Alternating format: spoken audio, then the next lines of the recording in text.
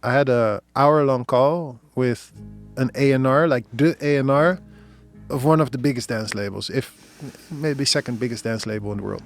And basically, he literally said, we basically don't take on any artists unless they have a story. A story basically means like you have a social media following and you have your own, you have your own rhythm of pushing to your social media following. Right. Or has multiple million monthly listeners.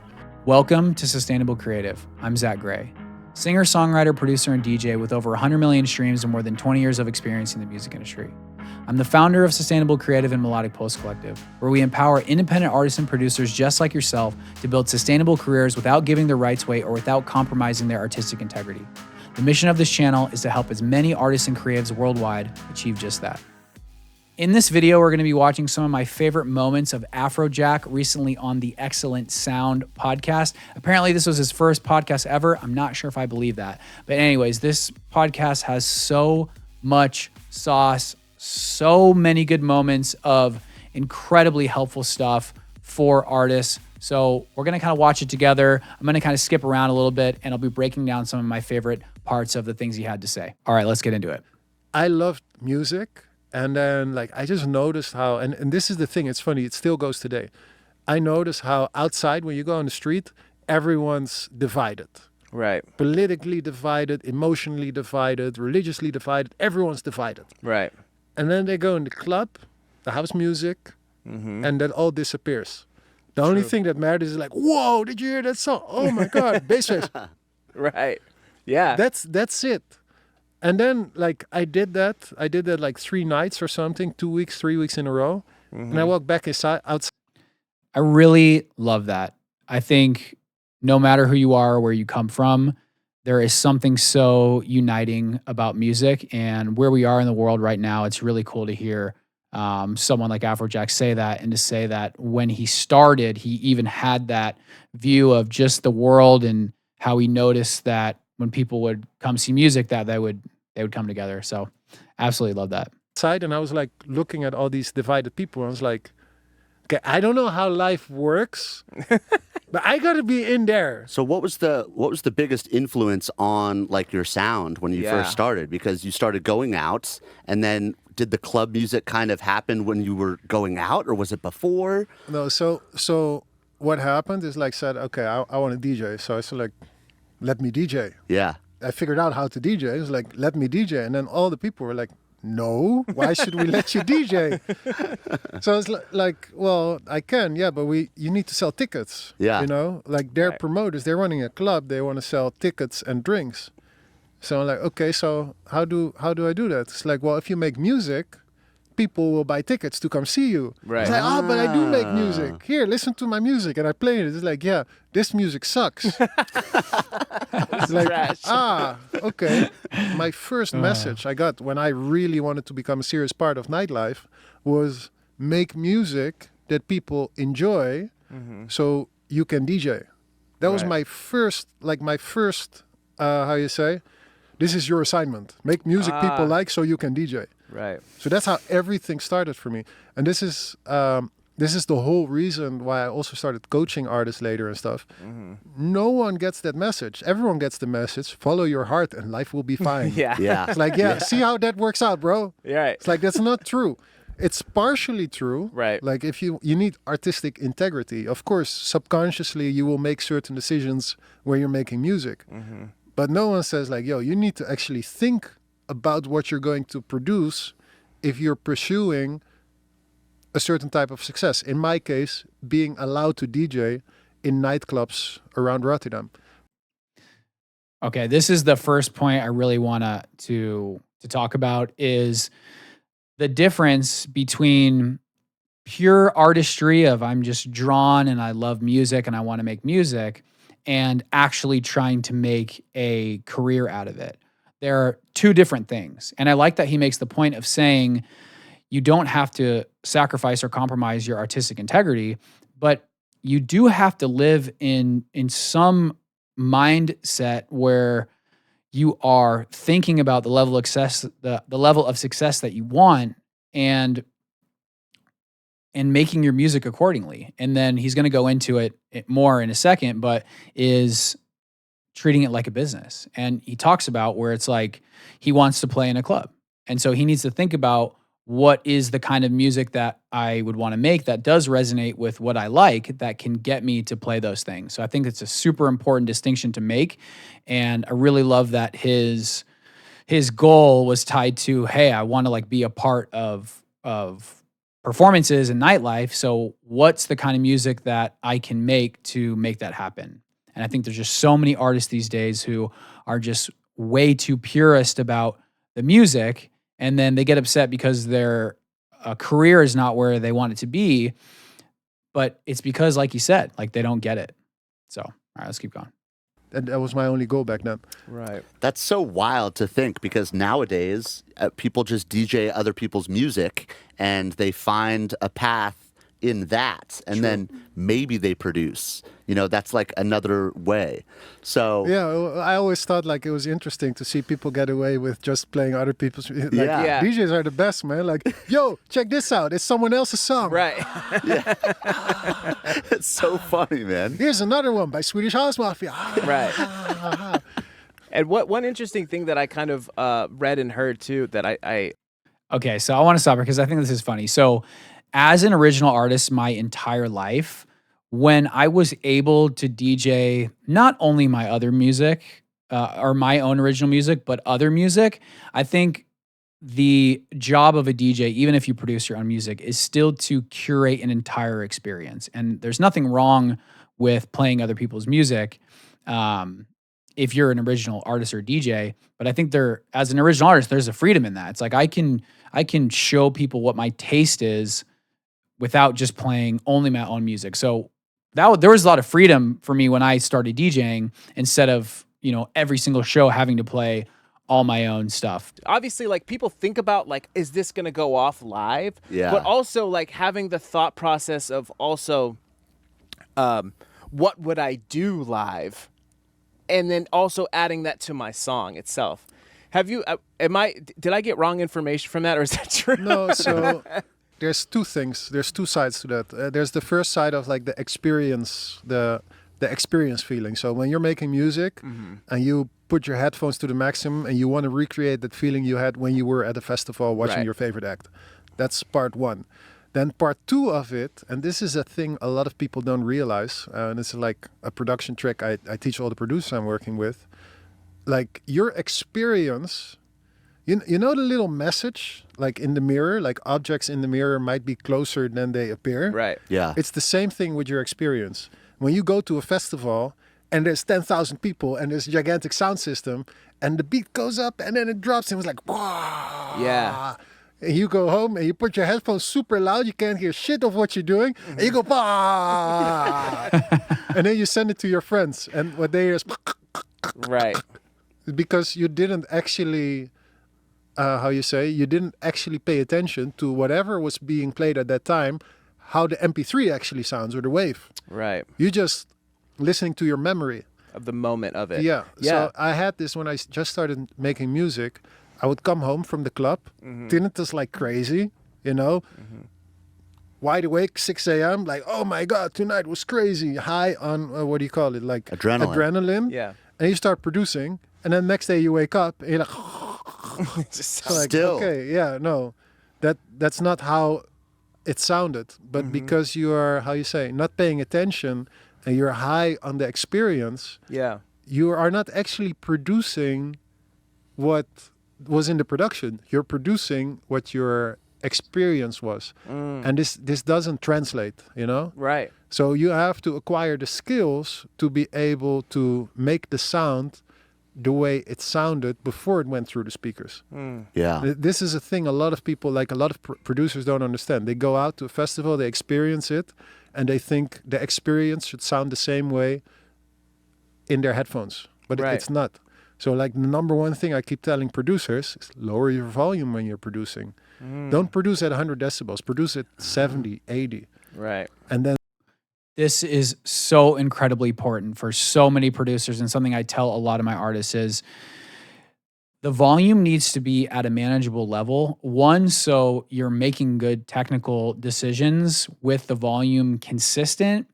But also, if you are producing with your speakers too loud, not only does it have that effect, which is like this illusion of this energy that's not really there with just turning it loud, is if you are producing or mixing for too long and the speakers are too loud, your ears get tired. And as soon as your ears get tired, you lose that high frequency. So not only for what he's saying, but in terms of being able to sustainably make music for a long period of time, you need to be listening to it at a manageable level and not just super loud.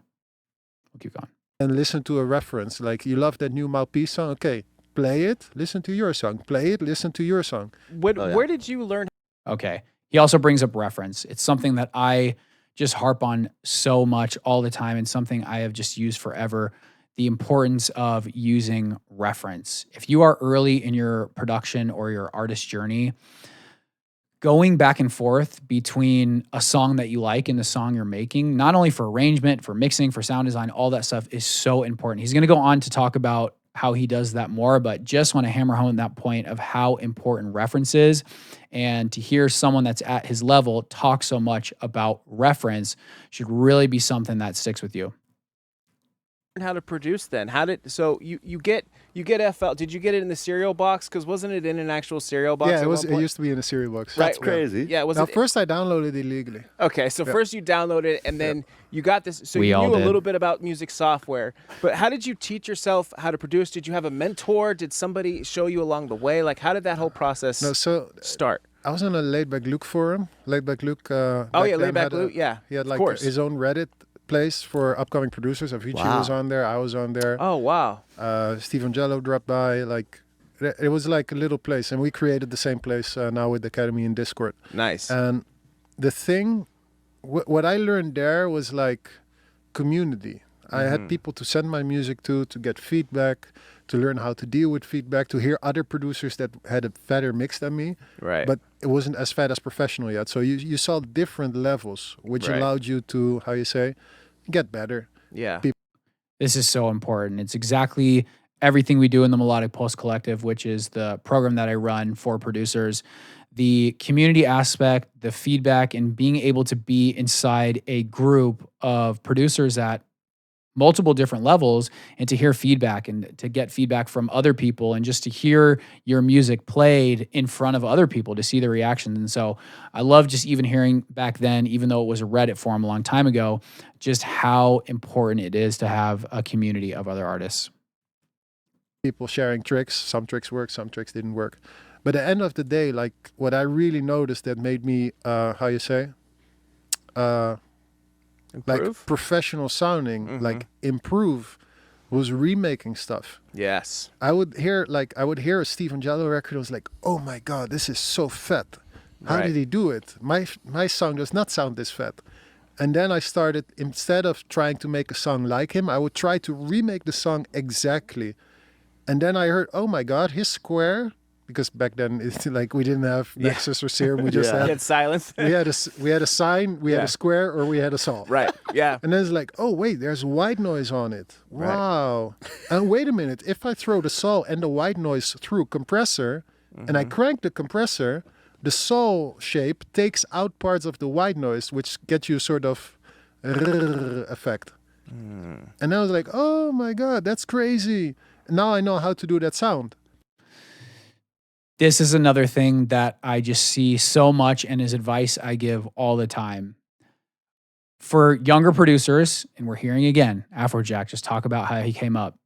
If you are wanting to become better as a producer, I know everyone when they start, they want to make their own music. That's what we all want to do when we start making music. We want to write our own stuff. But until you actually learn how to recreate some of your favorite music, there's no way to to really develop your own sound. It's like when you first start in an art class, you're going to be painting different people's stuff. You're going to be like recreating a famous painting. And that helps you gain these techniques. It helps you understand how to mix colors or how to shade or do all these things. And so for producers that are just beginning, and even as your journey grows as a producer or an artist, sometimes it's good to just stop, listen to music, and have certain sessions where you're just trying to replicate something that you hear that you like. And so then you're adding these skills, you're adding other things to your arsenal as a producer. It's the same as reference. It's the same as just really copying and trying to recreate things that you like. And so then you can expand on that and you can continue to learn and you can understand how the people that you look up to achieve the sounds that they're making. I absolutely love this part of what he's talking about right now. And then I was like, okay, wait. How did he do his kick? Oh my God, his kick has no low end. His low end is all in the bass. Back then, there were records like that. Right. All these tiny things that you would never hear if you're just going like, la, la, la, la. Right. So doing this really made me, how you say, more able technically, just by remaking stuff. So this is also what I keep telling people is like, you wanna be a tech house producer, okay, learn how to make tech house by actually learning how to make those records the way they made them. Yes. When you listen to a lot of SKRILLEX stuff, like it's super tight. Right. Like I was recently, we played Ultra South Africa. This is so incredibly cool. I watched some of this podcast earlier, so I kind of know what's coming on some of it. And what he's about to talk about in terms of the technical, just what SKRILLEX does to get the sounds that he does is so amazing. He's going to talk about how SKRILLEX takes everything down to audio and just how incredibly just precise he is. Check this out. So cool. And he let me ride the jet with him. Nice. And he let me play him some music. Sick. And he edited some music for me, like live in there. Yo. And like, I'm pretty in depth. Like we're uploading some of my project files for the Academy. Yeah, I'll give you some. Yes, please. And I'm very, how you say, punctual when it comes to projects. Like every white noise sweep should be exactly stopping on the kick. If it leaks over, your kick is going to have less impact. Yes. So I'm very much on these type of details. Bro, SKRILLEX is like times 10. Really? It's like he renders every sound and cuts it and then renders it again and cuts it. Like it's like cha cha cha cha cha. There's no clicks or pops anywhere. Nothing. Nothing. Yeah. Okay. This is such an important point to talk about, which is rendering sounds down to audio. Whether you have a VST or all these effects going on at a time, there's so much less control unless that sound is bounced down to audio. And I think a lot of early kind of amateur producers, they're scared to commit to certain things. And when you leave so much stuff in the session that's not burned down to audio, one, obviously there's CPU issues and there's a lot of stuff that happens, but they're going to talk about this in a second too, or there's just like glitches and pops and just weird things that can happen just in the session with so many things happening, so many VSTs, so many plugins. And so when you burn things down to audio, you have so much more control. You can make sure that you fade out things right before the one and make sure the transient's right there, and you have so much more control. So it's so cool to hear that SKRILLEX is bouncing everything down. He's like doing something that he's bouncing, he's rendering it out again. Awesome. Yeah. It's like, yeah, your kick is good, but it needs some transient. And he opens this folder with like 30 top kicks of less than a millisecond. Wow. I'm like, bro, you for real right now? It's like, yeah, listen. Boop, boop, boop, back, back, back. I'm like, the attention to really? detail. Wow. This is actually something I have dealt with a lot of artists lately, especially some newer producers that I've been working with, is for kick stuff. And Luvian, one of the artists who's been doing a production workshop, he's been doing some, the last workshop he did was drops, and he opened up his kick, and there's multiple layers on the sampler, and same with the snare. And I think the high end of a lot of transient stuff for kick and snare, which is what's the most important thing in dance music, is that little transient layers. And so that's what they're talking about right now is that, you know, he doesn't have just one kick, right? There might be multiple kicks stacked to make up that kick, but then there's even another sound, which is a top kick that's really just handling that click. And I think a really important way to check this kind of stuff is when you listen to your song, even on just your iPhone or just like a small crappy speaker, that transient of the kick needs to be able to come through. And so, yeah, just again, it's so cool to hear how technically just scientific and like laser focused that SKRILLEX is. Bro, like a frame of sound. Yeah. I'm still like, when I think about it, like, yo, there's levels to the shit. Yeah. You know? Yeah, man. And I'm pretty serious about my stuff. Sure. But there's like 10 more levels of serious. It's Okay. I think that's an extremely important point too, is even at the level that Afrojack is at, he's admitting that there's so many levels ahead of him. And I think that should be encouraging to so many young or up and coming producers is there is no end. It's only learning and continuing to grow no matter how big you are or how much music you've made. And so the only real death I feel until you really die is when you stop learning. And so he's had a massive career. SKRILLEX has obviously had a massive career, and I'm sure even people like SKRILLEX are still learning and discovering new things all the time. It's insane. That really inspired me a lot to, how you say, try and make it better. And I think this is also the thing that a lot of young producers need to know and need to see. That's like, yeah, how did he get his bass so fat? Literally by making the bass fat step by step. Right. EQ, render, EQ again, render, EQ, compress, render, EQ, render, EQ, sidechain, manually automate the volume of your sample if the sidechain isn't hitting it right, etc., etc., etc. But this is the thing. I gotta just keep stopping on a couple of these things because what he's saying is so, I don't see a lot of people do this. I think when we take a sound, we try to just put as many plugins as we can sometimes to just create the sound that we want. But in terms of what SKRILLEX is doing and what he's describing here is he's working on the sound, and then when he gets it to where he wants it, then he's bouncing that sound, and then he's working on that again. And so, yes, you can sometimes achieve similar things with putting whatever, so many plugins and running it through a bus or whatever, but when you burn something or render something down to audio, you have so much more control over what's happening in the sound. And so it's just really cool to hear him walk through this process of how SKRILLEX gets to the sound. And I think that's why it's so important as a producer to not be scared to work in audio, to commit to a sound and then keep reworking it until you get to where you want it to be. And even what he said is you're working step by step.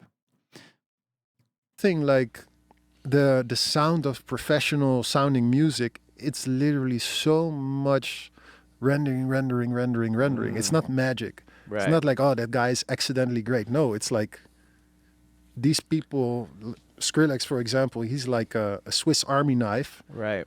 And he uses it. I think what he's also trying to say, because his English is a little not the best, but it's intentional, right? And I think obviously when we are creating, there is a creative accident. Some of my favorite stuff that I've ever made is, as I'm sure SKRILLEX and a lot of these guys just discover these weird sounds as they're producing. But in terms of what they have inside of their head, I think what makes a professional producer professional is having an idea for a sound and understanding how to build it. It's knowing and having the control or the skills to hear something and know what steps it takes to get there. It's not all just random throw stuff on the wall and see what sticks. Like until the finest detail. Right. And that's why it sounds like that. Yeah, I think it's interesting to hear you say too, just like the attention to detail, because when you talk about plugins in general, there's latency. You know what I mean? It's not, these things aren't perfect. So using Shaperbox, although it does a good job, it might just miss one of those kicks. It might just be a millisecond of just a tiny bit versus rendering it down to audio and printing it. Then you can see specifically if you're missing any points. And to know that you do that yourself is super inspiring to me as a producer, and then also the fact that SKRILLEX does it even 10 times gnarlier than you do. When I saw SKRILLEX do it, I was like, oh my god, this is like, I rendered some stuff, but like, Right. this was like everything. Yeah. Everything. Yeah, we started getting paranoid about some plugins to where do we want to bounce it with the plugin on, or do we want to render it first and then do the bounce? Let me tell you this. This is actually interesting. Nexus, you know, right? Yeah. So I'm a big advocate for Nexus. It's expensive as hell, but if you want quick inspiration, bam, Nexus, load up random sound, la la la la. Great. Amazing. If you're gonna make a finished product, you can throw Nexus out of the window because all these sounds have so much added white noise and reverb and phasing and all this type of stuff to make it sound fat, like on a demo. Yes. But if you're gonna try to start mixing it, you're like, there's stuff going on here and I cannot control it. It's already mastered for the most part. Yeah. Yeah. So That's a really interesting point too. And I've used Nexus for years, and so many of these sounds are already mastered: white noise, compression, delay, reverb. And if you're trying to have a sound in your mix and you want to control it, yes, there's some control inside of Nexus, but it makes it super hard to have that control with a sound like Nexus that's already just has all this stuff on it. Super interesting. this makes the rest of your record sound like crap. So what I do usually now when I start creative, like quick Nexus, bam, bam, bam, bam, okay, cool. And then when I actually want to make the record big, serum, silent, serum, silent, details, details, turn off the processing FX in serum and recreate the chain on the mixer manually. Oh, that's so interesting. Very smart. I was just going to say, like, you know, when me and Danny started to produce and listen to electronic dance music, you were one of the first ones. And the quality of music that you were putting out at that time was like so far ahead of its time. You know, like we barely knew Ableton. I think you were on Logic. I was in Logic. I was in Pro Tools. And like, what was I doing? I was like trying to figure it out in Pro Tools. And, you know, like what were some tools back then that you were using? Like, were you using Vengeance samples? Yeah, were always. you using Camel Crusher? I still use Vengeance samples. Really? Yeah. Actually, I started reusing it since all the sounds that you make are so crisp and perfect. Thank you. And the Vengeance samples are all like messed up and cut from. Actually, I don't know how they got away with it because they're all samples from existing records. For real, But whatever.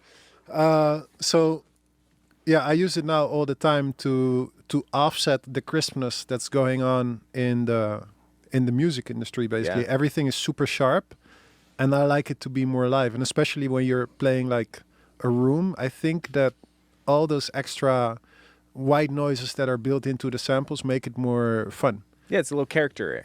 Yeah, I definitely went back when we were doing the first Skrilla pack or whatever. When we first did that, one of the things that we did was, all right, so we want to learn how to make Skrillex style sounds that are modern.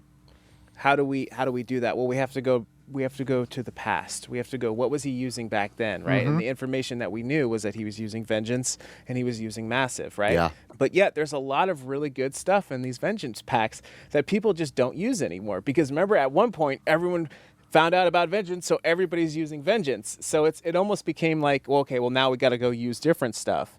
But I think it's actually really great to go back to that sort of route and get that sort of character. You're right. There's like there's a live element feel to it in a sense. But I think right now, if you look at what there's also a very important thing for young producers. Like I look at, call it the market from like if you look at it from a corporate perspective, if you look at it from a nice artistry perspective, the scene.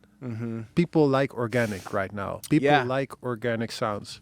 So you cannot make organic sounds unless you record them with your phone and then send it back to you. So you can do that or just use Vengeance samples or find old samples, whatever. But like one of the things that I started doing, instead of using synths, I started using samples again. So you do sample-based stuff. And the nice thing about samples, when you pitch it down, like it resamples. So all the white noise in a sample goes down with it. So instead of going like, you go to, and that's Right. like, it's fun. Yeah. Especially when you start portmanteauing and sliding it like, you get like the effect with it. Yeah. That makes and sense. I think this is also what you hear in a lot of Fred Against productions, that a lot of the stuff is sample based, Yeah. which just gives it a very different feel. Okay, they're about to talk a little bit about Fred again, and again, just a couple new producers that I've been working with is trying to just recreate all these sounds and using synths. And I think understanding and really becoming a master of a couple synths, whether it's Serum or Silent or whatever, is extremely important. I remember when there was a super old just interview with Flume, and he basically said that he got so good at using Silent that he could just hear a sound on the radio or whatever, and he could just recreate it. So he was at that level with a synth, and I think every single producer should learn they should work towards becoming a master at something and like really know how to use your tools.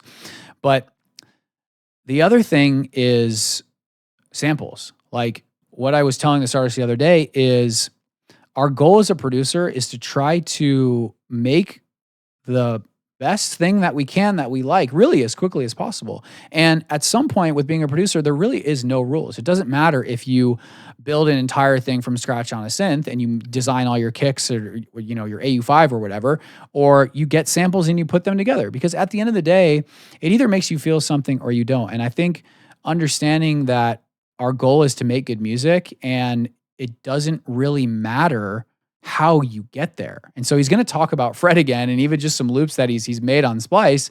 And a lot of producers might just scoff at that, but just because there's the same thousands and thousands of sounds for everyone to use, everyone is going to use them differently. And that is what is so cool about production and is so cool about electronic music, is it's like we all have the same tools, and most of us with Splice and everything have access to the same samples. But how are you going to use them to make something that's original? So he's about to talk about Fred again, and Fred again's obviously had a ton of notoriety over the last couple of years, and I can just tell, like he's saying, people love that organic thing, and a lot of Fred again's production, it comes from just using samples. All right, here we go. And it's funny, I worked with Swiss Beats a bunch, and he does a lot of things on the MPC.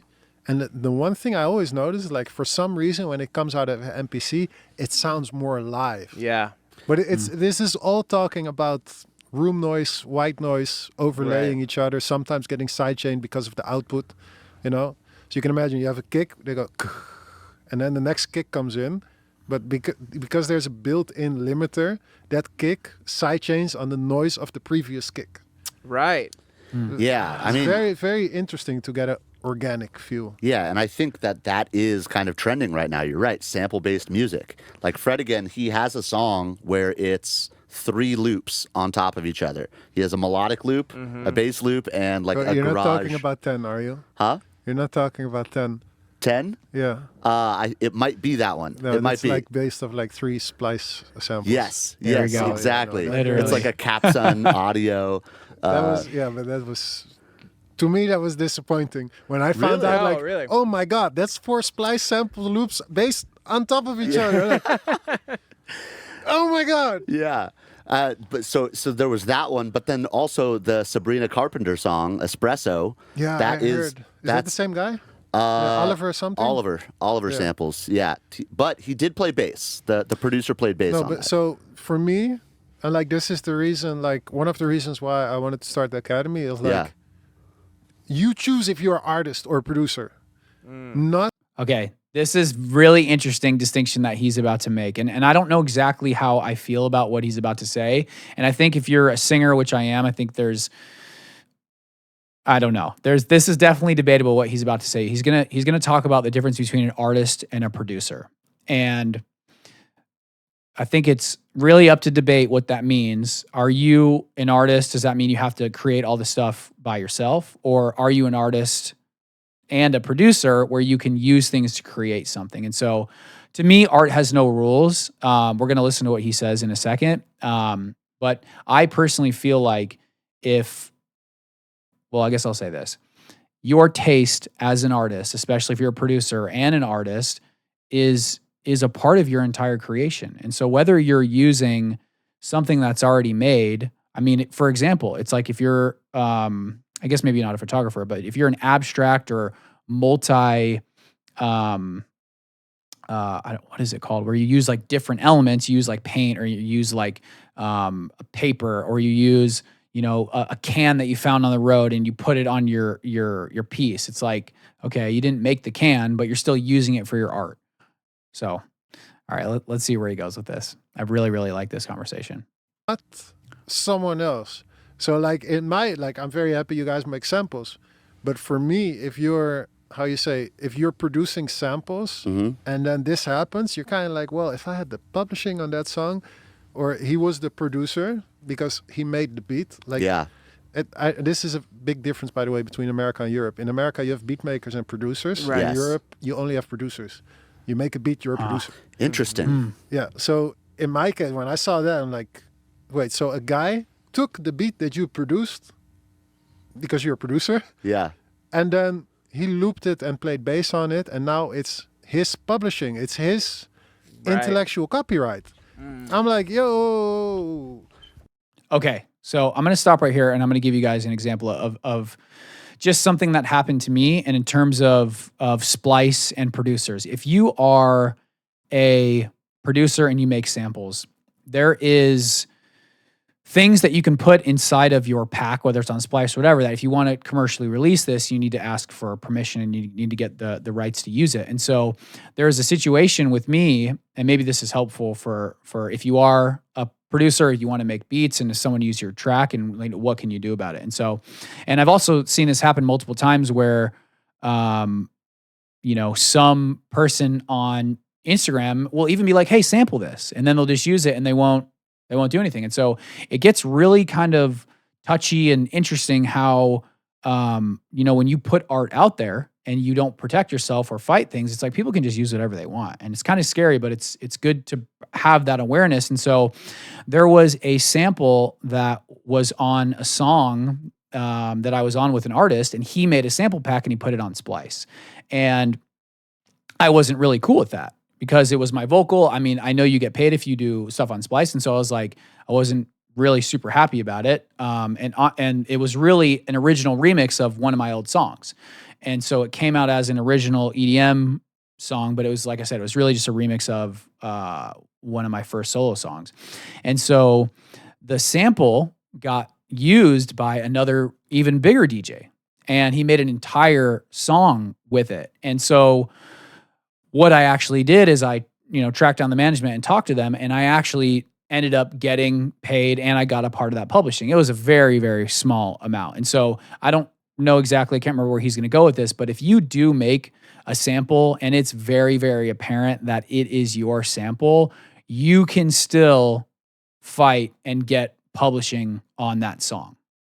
And another thing to consider is, before we move on, in hip hop, like I think it was Diddy or someone used one of Sting's samples, and basically he didn't get permission, and so he basically owes Sting, or basically it was like that sample, like the misuse of that sample, it's like millions and millions of dollars now. So if you are an artist and you want to use a sample, especially if it's from a bigger song, you need to make sure that when you register the song on ASCAP or BMI, there is a section of that says, are you using samples? And if you don't end up, you know, saying that you use a certain sample and the song does blow up, you could be in a very bad situation in terms of having to pay money almost indefinitely to the artist that you didn't get permission from. So it's almost like it's not a problem until it is, but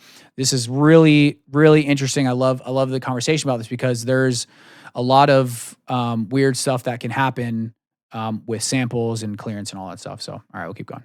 Like, with all due respect to the guy, like, no disrespect, he used samples and Sure. the guy made it a sample. Yeah. But you made a composition. Right. The composition is the talent. The people appreciate the melody and the composition. They don't appreciate the guy that put 4 samples on top of each other. True. Like if you figure, like for me, that's Okay. But still, I still think it took someone like Fred again or whoever he's talking about to pick the samples and put them over each other. It's still like someone had to take 3 or 4 different things and choose to work them. So I hear what he's saying, but I still feel like the composition really is 4 different things, and someone had to go, you know, these are going to work together, and I'm going to make a song out of them. And isn't that what samples are kind of for in a way? So yeah, I mean, me and Afrojack don't really see eye to eye in this, but I do understand what he's saying. that's why I said I love Fred again, Right. and he's super talented. Yeah. Yeah. But when I figured out that was a sample, I was like, So is that what happened with the Lil Wayne song? Did you how did that Which come one? about? The Look at Me Now. no. I made the beat. So did they assign that to you and you made the No, melody? I and made beat? the beat. Yeah. And then I sent it to DIPLO. Uh-huh. And then DIPLO did the production according to the American term of going in the studio, playing the beat, working with them. So that was the American way of doing it. Yes. Okay. And I was very disappointed when the song came out, when I saw DIPLO in the video and I didn't like get a note or anything. Oh It's my like- gosh. Yeah, but it was also a good lesson to me. Like I talk about DIPLO a lot with my friends, and musically, he's on the forefront. Yeah. Sure. But also, like on the business side, he does what he needs to do. So respect for him on that one side. Like I got a lot of success because of him. He supported my music in the beginning. Right. He started playing my Moomba remix that no one knew in America. Yeah. Pandy Floor, he later finished with Switch. Dave Taylor is one of my big inspirations. Shout out Switch, Solid Groove. Yeah. And like that got sampled by Beyonce for Right. Girls Run the World.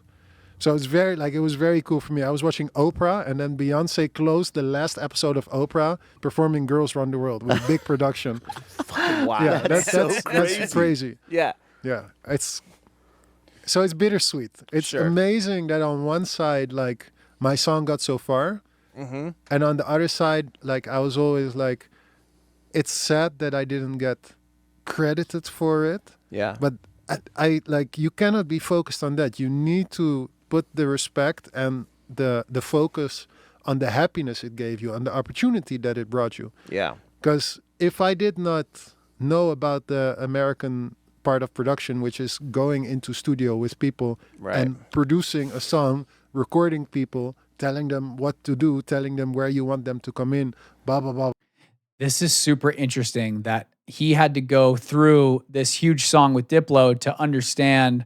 And I think that's what he's saying, that, you know, production and being a producer means what it's always meant before electronic music or hip hop is you're in a studio, you're working with a band, you're working with an artist, you're the engineer at the desk as well, working with the singer. You know, I was talking to on another podcast the other day that I'm so grateful as an artist when I was in a band and as a singer that I spent so much time in a studio with an engineer who was our producer, right? So he was helping us like writing and arranging and producing stuff and working with me back and forth when we were working on vocals. You know, some of my, I don't want to say the worst nights of my life, but kind of like when you, as a singer, when you are just inside of a vocal booth waiting for some guy, the producer engineer, to say, hey, that was the one, like, there's a lot of artists and singers who've never had that experience. And I think recording yourself at home is great. And I think everyone should learn how to record yourself, but it is invaluable to work with a good producer, not only as whether it's a band or your project, and to have someone help guide you and get the best out of you. It's just kind of funny to hear Afrojack like make that distinction of like producers and like what an actual producer was, which means being in a studio working with the artist. Super funny. Blah, blah, blah, the song would have never happened. Right. So it's like the same thing with David Guetta Titanium. Like I co-produced that. I didn't produce that. Like I co-produced that. I did the beat together with David and Giorgio. Yeah. And I did the final mix down. David did most of the arrangement and David did the American part of the production. It's so interesting that that is the European perspective on placements as opposed to America, because here it's kind of like a war zone for placements. Oh my God. You know what I'm yes, saying? I know. I heard people like, they're like, yeah, I'm trying to get on my deal, man.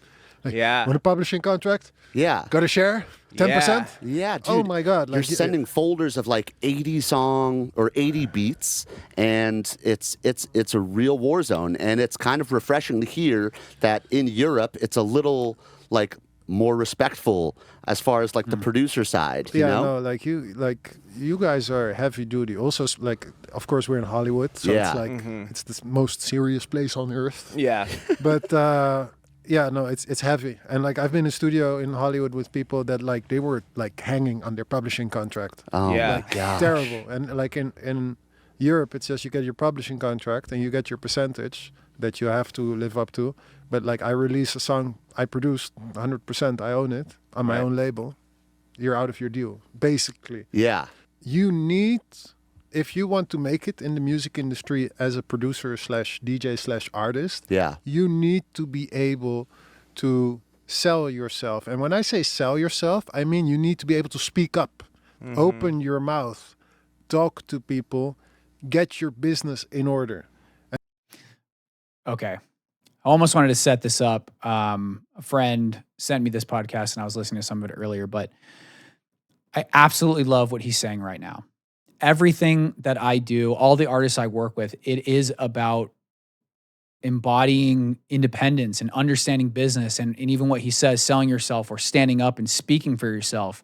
And even what he said with, he has his own label and he releases it and he owns it. And so, yes, it's so incredibly cutthroat in this world, in the music industry, and especially if you're in a publishing deal. And yeah, just had so many friends in this stuff, and I've heard just so many horror stories in addition to just having my own. And so kind of moving into more of the meat of this coming up is really just hearing his perspective on what artists need to do in today's world. And I think just something as an overall for this entire thing, and a lot of stuff he's going to say, is the world that we live in now, especially with social media and music, it is not the same. There were like 800 people that got let go of Universal. I know it's more of a major label thing, but the entire industry is changing. And it's very cool to see and hear someone like Afrojack talk about musicians in the world these days. And it's really cool to also hear he has his own academy, which it means it's important to him, just like it is to me, to help artists come up and understand how to be successful in the music world today. And this is like one of the most important things that a lot of people don't want to do. They don't want to get their things in order. I just want to make music and make a nice composition, and then friends will find me. No, they will not. 100,000 songs get uploaded to Spotify every day. Yeah. Out of which maybe 50,000 are probably better than yours. Yeah. If this is your first time hearing this, watching this, he is absolutely correct. There are 100,000 songs that get uploaded every single day. And I was victim. I don't want to say I was victim, but I guess I was a victim to the same thought of, oh man, I just made good music and people will find it, right? But the truth is that is anything but the case, right? There may be 1 in 100 million that just puts it out and randomly and I don't believe anything's random, but just the right person perfectly hears it at the right time. But to think like that as an artist, and so many artists think like that. They think if I just make good music, my career will be great. But what he's saying is, it's so incredibly accurate, and I've been there so many times where I'm just thinking that, man, it's like if I have a good song, like everything will just line up for me. Or if I just get signed to this label, everything will work out for me. But the truth is, it doesn't, right? It takes you understanding that you are a business, and it takes understanding that the music is only 20%. It's not enough to be good at music anymore. You have to not only look at yourself as a full company, as a full business, as a full creative, whether that's making content or networking or running ads or throwing events or whatever you need to do to creatively run your business. The music is just the first part of that.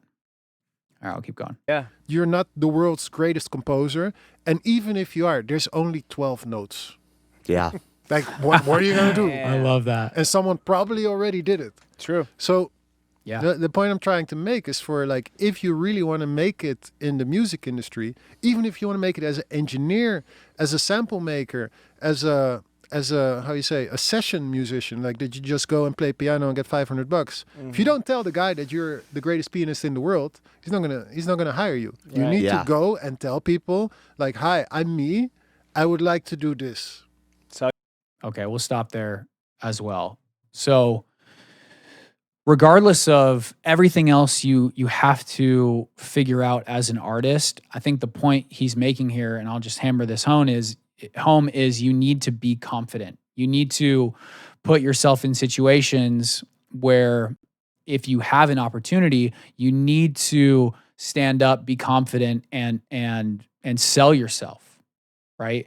There's so many things that have happened to me in my life where, yes, I feel like I've always had some kind of level of skill or talent, but there's so many moments where I an opportunity presented itself and I stood into it and I walked into it with confidence. And sometimes that's scary. But I just want to remind everybody that confidence is a choice. It is a choice, as scared as we are. And even if it means I'm going to just act confident right now, even if I don't feel it, that is something that you can do. And there was this TED Talk, I can't remember what it is. If I do remember, maybe I'll link it in the description. But the idea of it was fake it until you become it. It's not necessarily fake it till you make it. It's fake it till you become it. And so in terms of confidence, you can fake being confident. And the other thing I'll say in this is when you see someone that acts like they don't really care about anything, it's the same kind of feeling as someone who's very confident. And so maybe that helps when you're going into situations, is acting, that you have a little bit of apathy towards the situation. And maybe that helps you take more risks and be confident, but standing up for yourself and taking risks and being confident, especially when opportunities present themselves, is so important. Tell yourself. You have to do it. Just music is not enough for consumers. Yeah. Like how many Yep. artists you know that are only music? Only music. They don't represent anything. They don't do any social media. They don't do any interviews. They don't do any promo, and they don't do anything live. Yeah, it's like Wow. classical music composers, but they're probably on social media they- too. and they and do I'm look just like- not. You It's know- not on my FYP. And this is the thing. Right now, everyone's like, yeah, just follow your heart and it'll work out. No, it will not. It will not. Yeah, I'm just going to follow my heart. I only love tech house and tech house, so I'm going to tech house. Okay, it's like there is 1 million other DJs that are tech housing. Yeah, And like the competition, like the only way you're going to get respected is if your music is as good as a Maupi or John Summit. Yeah. It's like no one's going to listen to your song and it's like, wow, it's not as good as John Summit, but it's really nice. And you're not so good, so I respect it more because you're not so good yet. It's like, no, they listen to a song, they say yes or no. yeah, You're so already your too song late. needs to be on that level, you know? yeah. And I Okay. Can't say enough how much I love what's coming out of this guy's mouth right now.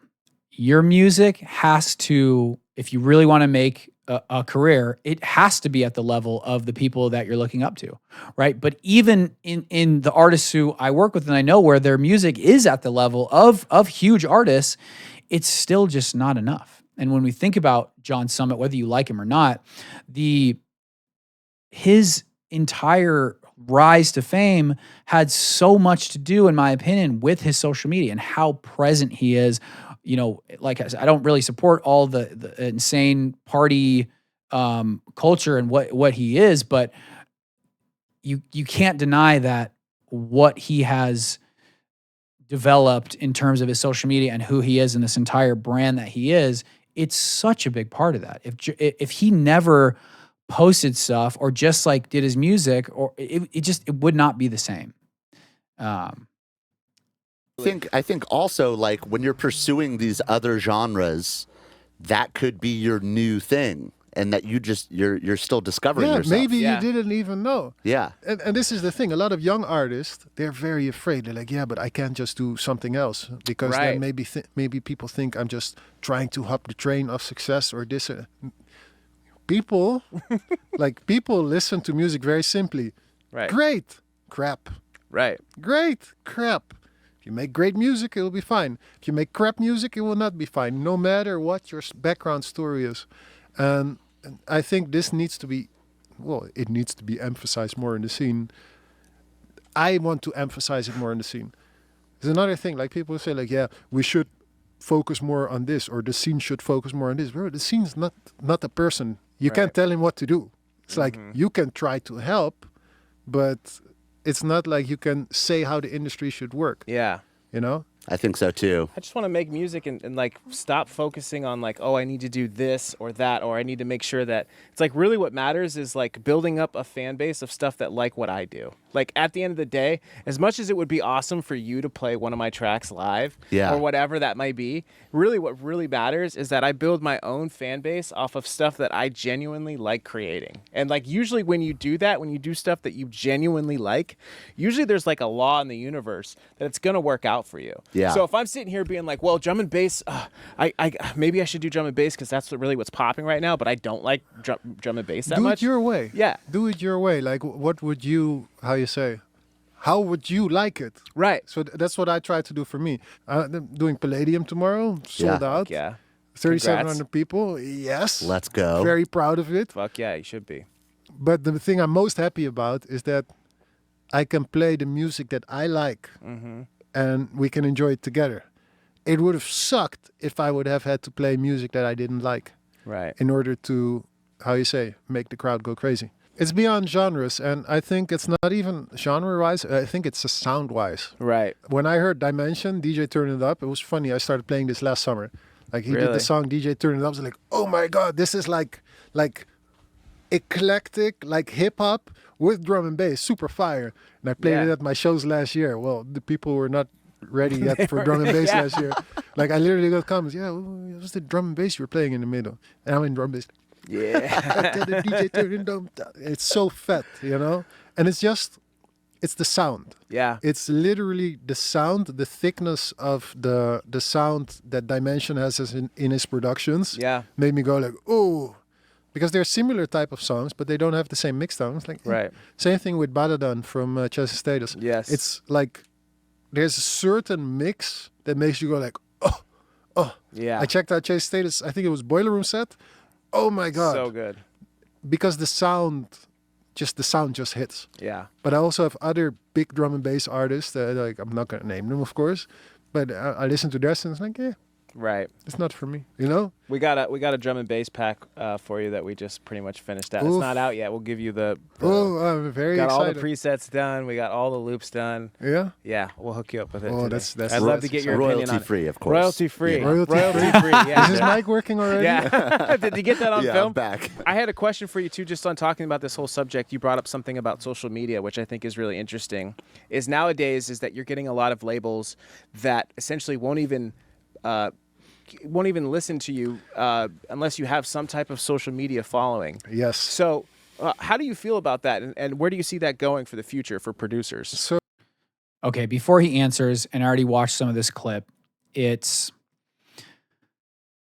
just kind of hammers home the point where we live in this new world, and labels at the end of the day, they are businesses. And so if they don't see someone understand the culture that we live in and working towards trying to create a brand or authenticity or trying to be creative and confidently promote themselves on social media, why as an investor or as a business of anything, why would you want to partner, which is really what really what labels do. They partner with an artist and they take a cut, right? Or they pick up an asset. Why would they want to partner with an artist that isn't doing that?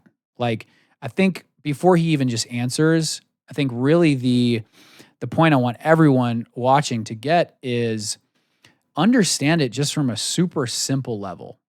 Why would a company want to invest in me just because I make good music in the landscape of the culture that we are in today? Okay, let's get into this. So we're all fucked. No, so Nice. the thing is, I just had a call last week with a very big A&R. Like we do a lot of artist development, so we sign young artists, and basically I always say we cover the gray area. So we don't do management, we don't do label, we're with you every step of the way. I love that he said that. And I was talking to one of my artists who actually sent me this today. And I just thought it was a funny pun with the gray area. And what I am working on with a couple artists who've come through the program is this same type of thing, where it's not management, it's not label. What I do is coaching and mentorship on the music side in the Melodic Pulse Collective and with Sustainable Creative. But and I don't know exactly what Afrojack does, but I think the new wave in terms of artists getting the support they need is not just a manager or a label. It's someone to actually partner with them or coach them from an artist perspective or as a business partnership company, where someone else on the back end as a support role is just as invested as the artist is. And so then it's not, all these fragmented pieces, which the music industry has been, whether it's A&R and label and manager and business manager and booking agents, or people to handle merch. It's so many different things. And that's why the music industry moves so slow, is because there's so many fragments. And so I think the new wave, and like I said, I don't know exactly what Afrojack is doing, but this is something I've been working on developing, even with another business partner, is partnering with an artist and helping them with all this stuff that they need. And the thing that I like more than anything is that Afrojack's an artist. He understands what it's like. And I think that's what we need more in the industry. We need more people who are artists creating music companies from an artist perspective to actually understand not only what it's like to be an artist, but knowing how to support in that way that is nurturing to the creative part of the artist, but understanding that business side as well. Step of the way one is like, okay, finding labels that are interested in your music. And I had a hour-long call with an A&R, like the A&R of one of the biggest dance labels, if maybe second biggest dance label in the world. And yeah, basically, he literally said, we basically don't take on any artists unless they have a story. A story basically means like you have a social media following, and you have your own, you have your own rhythm of pushing to your social media following. Right. Or has multiple million monthly listeners. Okay, we're going to stop there. That is it. And so I like that he used the word story, because as a musician and as an artist, in the content and the promotion that you make, it is a part of your story. And what he's also saying is finding that voice on how you make content and how you're developing your entire business as an artist to push out your music. And so the artist who has done the best that I've been working with, which we are talking about this kind of partnership, is an artist named Luvium. He's in the melodic bass space.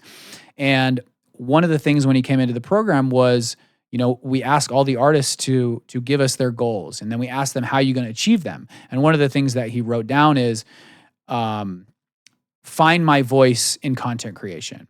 And so he's gone now, just on Instagram specifically, from about 5K to now over 30K. And that's had a direct relation on his Spotify listeners. And the coolest stat has been people are coming directly from social media to listen to him. He doesn't have a bunch of plays with the algorithm and playlists. It's like this, the stats literally say that people are just coming to his profile to listen to his music. So that is the most powerful thing to me. And he's not at millions of monthly listeners yet, but in terms of his growth and everything he's done on social media, it's because he has not only implemented what I teach and what we do, but it's because he's eventually found his voice in it. He's been relentless and he's found his voice. And so he's creating this story.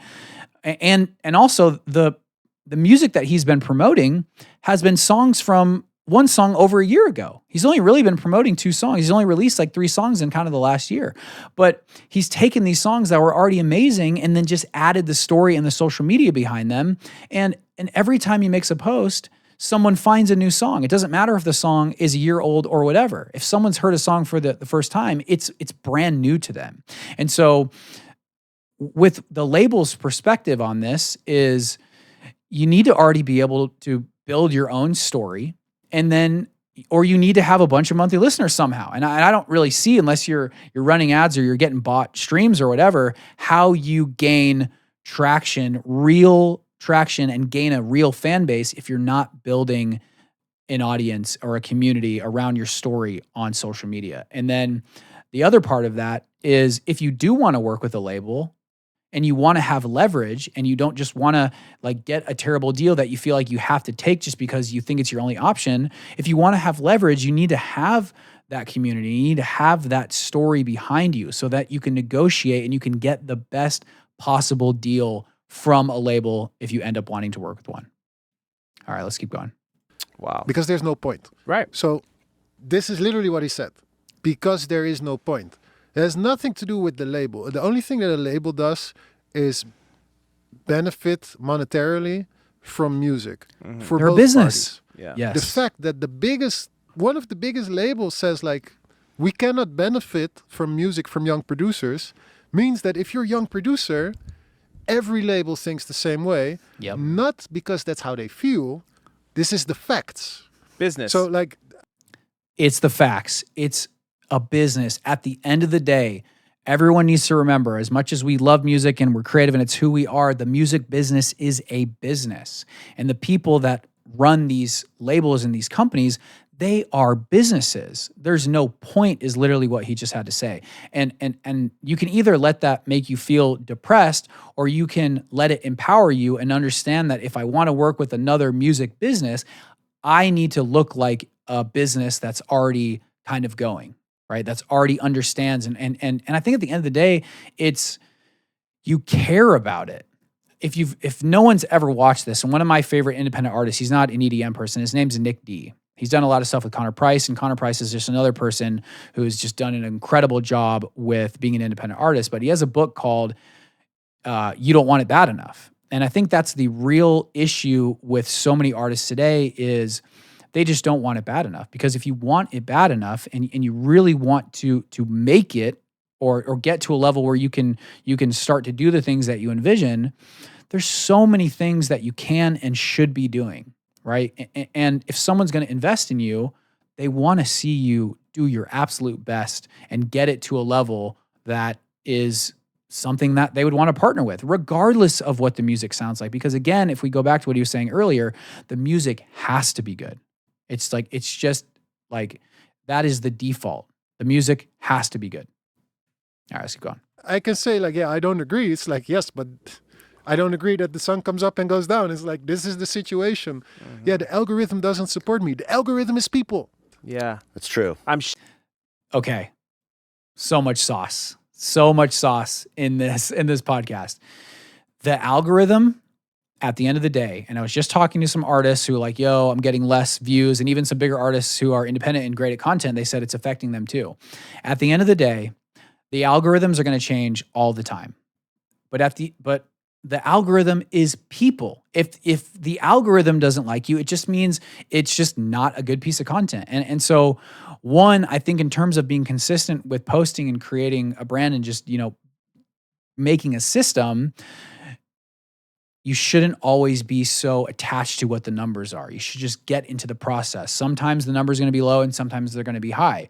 And maybe if they are low, sometimes maybe it's just because the content wasn't good. But if you are in a rhythm of constantly posting, you should never be too attached to any single piece of content that you make, because the next day you should be posting something else. But I love what he said here. The algorithm is people. Just switch algorithm for people. And then the last thing I'll say on this is when you are creating content as an artist, you need to look at it from the perspective of, if I saw this piece of content, would I watch it or would I scroll? And if the answer is I'd probably scroll, then it's not good enough. You need to keep working on it. Okay, let's keep going. Shadow banned. That's what people say. So I go back all the way to when I was 15 years old and I was in a record store and like, yeah, I want to DJ. And it's like, okay, make music. This is my music. Yeah, your music, people don't like this music. Like, wait, so I should make music people like. So you have to think the same way when you think about content. You have to make content that works. You have to apply successful variables to your creative product. Yeah. Like you can complain about this. That was amazing. You have to apply successful variables to your content. Full stop right there. I also think that applies to your music. We can put all of our creativity and our uniqueness into our music and into our content. But if you're not applying successful variables, whether it's structure or the hook of a video or whatever, then it's not going to translate and it's not going to have the effect that we want, which is to have people discover our music. So I kind of just glazed over that, but like that is probably one of the most important things he has said yet. But instead of complaining about it, use it to your advantage. Yes. Figure out what works and apply it to whatever your product is, whatever your type of music is. Yep. If you say like, I want my song to start at the verse and then go to the chorus, that's fine. But if you want people to listen to it on Spotify or on social media, and you see that every song starts with the chorus, start with the chorus, then present your verse and go into the chorus. Because if you're going to go like, but I'm going to start with 10 seconds of silence, like, good luck, bro. So True. I don't Very true. care. Yeah. But if you want to be successful or you want to establish yourself as a musician that can live off of his music or live off doing music stuff, you need to apply yourself to the variables that work. Yeah, I think you said it the best way. You need to apply yourself to the variables that work. Love it. That anybody has ever said it. You know what I'm saying? There's a set amount of variables, and if you want to be successful, you do those variables in your own way, right? Yeah. And then maybe you can kind of go a little bit away from those variables in a comfortable way, right? After you're established, would you say? Or Yeah. No, so what I say, like the way I see it is, it's like a battle of artistry versus commercialism or capitalism. And the unfortunate truth is like everyone wants to be a successful artist, but no one wants to make a business plan. True. You know, if you really love music, make a plan. Yo, everyone wants to be a successful musician, but no one wants to make a business plan.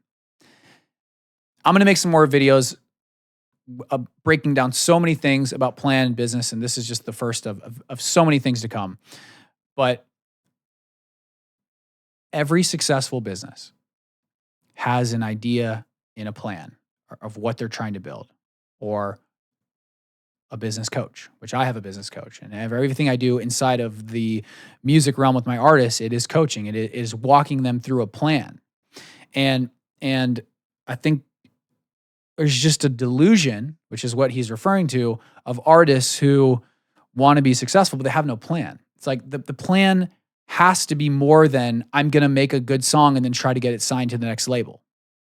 Right? It needs to be structured, and you need to be working with people who are thinking into the future, not just a manager who's trying to just get different connections and deals all the time. Like you need to have a team or someone, or think in yourself, like, what is the plan? If you have trouble communicating, or you feel uncomfortable, or you get anxiety, make a plan to work on that. Yeah. I used to be, well, I still am introverted. Not now when I'm here, but because I have to. If I would go sit here with you, like my first podcast, Right. South Park. Do you think people are going to watch is there going to be a viral clip? So how did you make this song? Right. You know, you need to be outspoken about what you do. Yeah. If I'm in the studio, like these guys are with me all the time. There's two guys over there, Fritz and Jeff.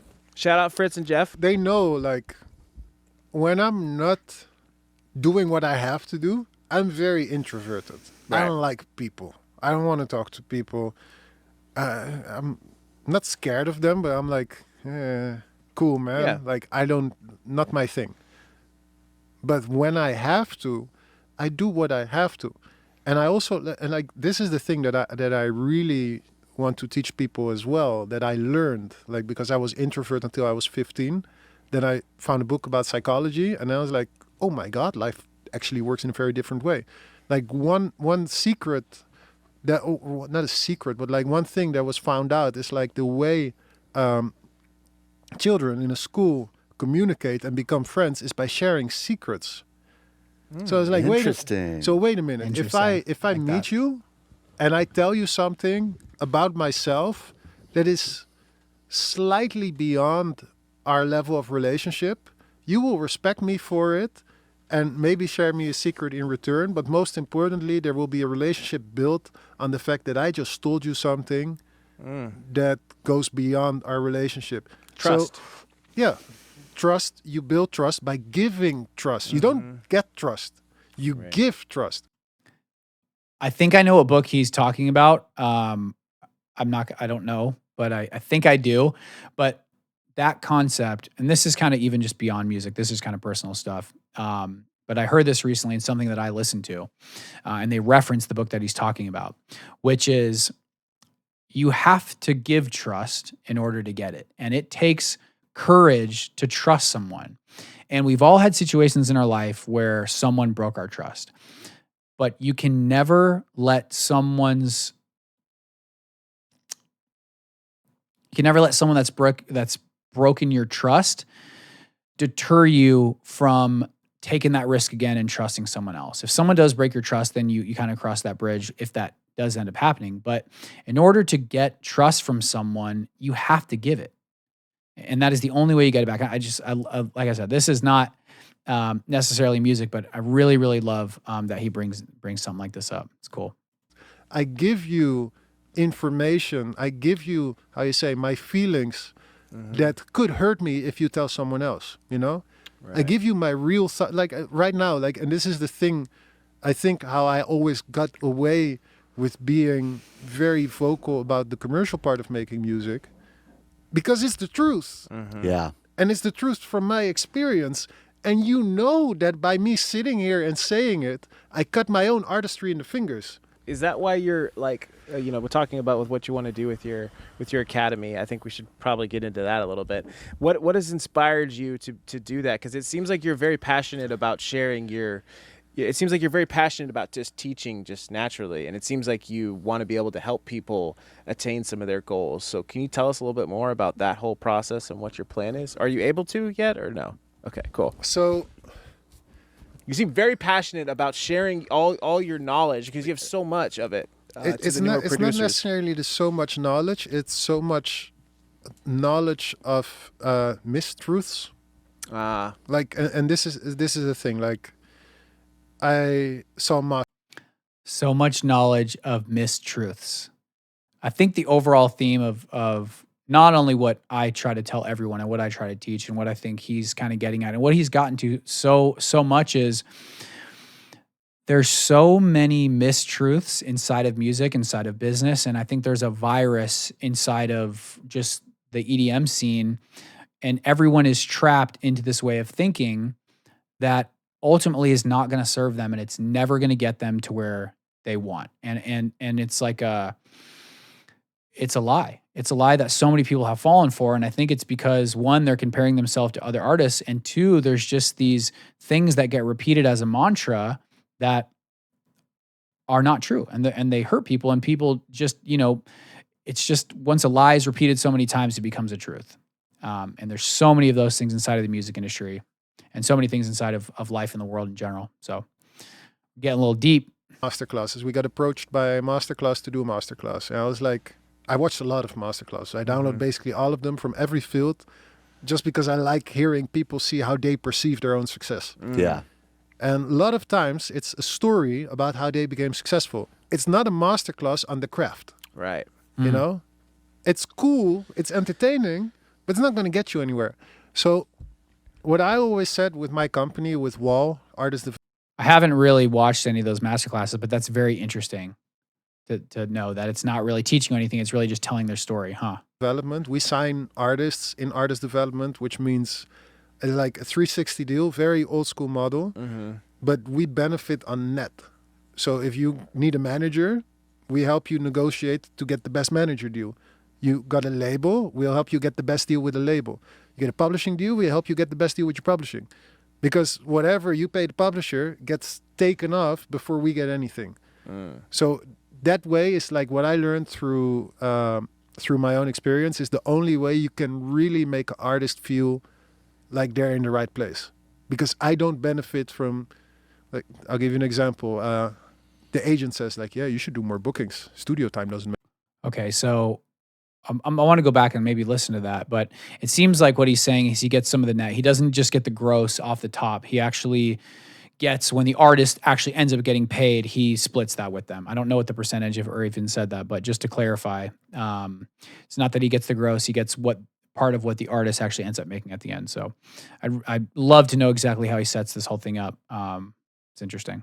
Matter, you should just do more shows. Right. That's because agents, no disrespect to agents are amazing people a lot of the times, but they don't make money if you go in the studio. Yeah. They want they're gonna They want you need to do you it to go do shows. So if you're having a open heart with your agent one-on-one, and your agent has 2 kids and a wife and a dog and a car and mortgage payments, you're like, I've been really thinking, brother. Like, you're my brother, right? Yeah, you're my brother. Okay. Should I do more shows or should I do more studio time? So you can't blame an agent for this. Funny. But you can definitely blame the culture of music industry of not educating artists about this. Like, yo, this is the way it works. Mm-hmm. You can trust your agent, but if you ask your agent, should you do more studio time or shows, they will tell you shows. Right. If you ask your label, should you do more shows or studio time, they will tell you studio time because they don't make money of your shows. I think that's one of the most important things. What I really wanted to get through with the Academy is like teaching these type of things to people. Right. Teaching things about how does your creativity work. Teaching why is your song not working? Why is your mix not sounding fat? And not just say like, oh yeah, your kick is too soft. No, like actually getting into is like, why is your kick too loud? Because you're producing on a too high volume. You put your headphones loud. Your kick is going to punch through. So you're going to get a sub-sidechain effect from your brain. Your brain is going to sidechain for you. This is why you should not produce on 90 Love decibels that. because your brain will start sidechaining for you. Wow. You can Google psychoacoustics. I like that. That's smart. That makes sense. Neuroacoustics or psychoacoustics. I Psychoacoustics. forgot. We have a built-in Neuroacoustics. limiter in our head. Yeah, so That's cool. these are the I'm gonna type look of that things up. that I really wanted to teach people and that I felt like really made a difference for me. And then even better, there's a lot of academies out there. There's a Yes. lot of... Tons. Yeah. Did you watch them? Did we watch them? I've watched a lot of master classes. I've actually. watched a few master classes. Yes. No, but did you watch like the master classes from EDM producers? Yes. Okay. Did you see the one with the guy introducing himself and then introducing another guy that is going to show his technical skills? And then Yes. that guy introducing another guy that never put out a record to show you how to make a beat. Yes. No, wait. Who are we talking about? All of them. Yeah. All of them. Wait, you talking about Dead Mouse? Most of them. Did no, Dead Mouse no, do no, that? no. Dead No. Mouse didn't No, do Dead it. Mouse did a masterclass. Yeah, yeah. Right. But that was like, it was a Dead Mouse masterclass on Dead Mouse. It Right. wasn't a Dead Mouse masterclass on how to take your career that's doing okay and build it into something more successful, or see. taking no career and making it to Right. a career. All these young artists, they need certain information Yeah. to get from point A to point B. That is literally why I have a business right there, and why I'm so motivated to help in the way like he's doing. Is artists need information to get to where they want to be. It's the same reason with this channel, with this business, helping artists. I need a coach. I needed a mentor who's already been where I want to go.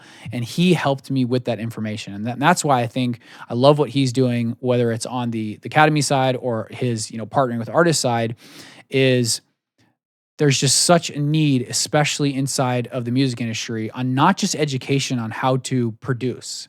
Because like we have already gone over, production is 20%, right? It's the tools to move your music career forward. And that means business, branding, networking, understanding the entire industry.